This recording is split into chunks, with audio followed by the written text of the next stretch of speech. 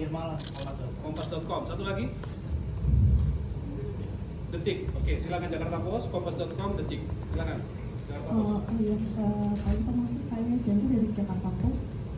Izin bertanya, tadi disebutkan juga oleh Bapak kalau sebetulnya dari 28 triliun 1/3-nya itu cukup untuk mengcover seluruh proyek, begitu ya Pak?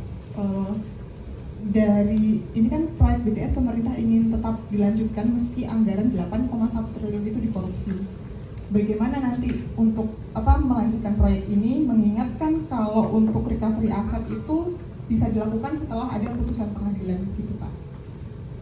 Ini saya tidak mengatakan 28 triliun seperti itu. Saya katakan dari kasus uang yang sudah keluar itu, sebenarnya kelayakan barang yang sudah dibuktikan itu menurut perhitungan yang rasional itu hanya sepertiga saja.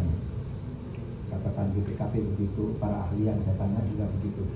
Dia nanti diteliti. Nah yang sisanya untuk sampai 28 triliun kan belum cair. Itu nanti aja lagi. Ya.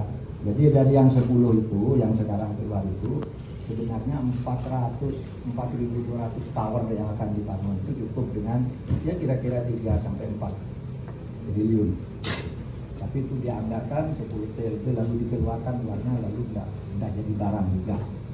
Nah itu bagaimana selanjutnya nanti kita akan bicarakan ke dalam. Pokoknya proyek itu tidak boleh putus karena akan membuang energi kita dan biaya yang sudah 17 tahun berlalu.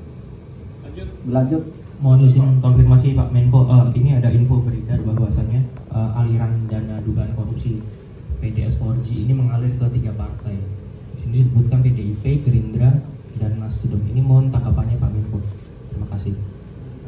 Ya, terima kasih. Saya juga dapat berita itu dengan nama-namanya gitu. Tapi saya anggap itu gosip politik. Ya, gosip politik. Kita bekerja dengan hukum saja. Saya juga sudah lapor tentang itu ke Presiden. Pak, saya tidak akan masuk ke soal ini.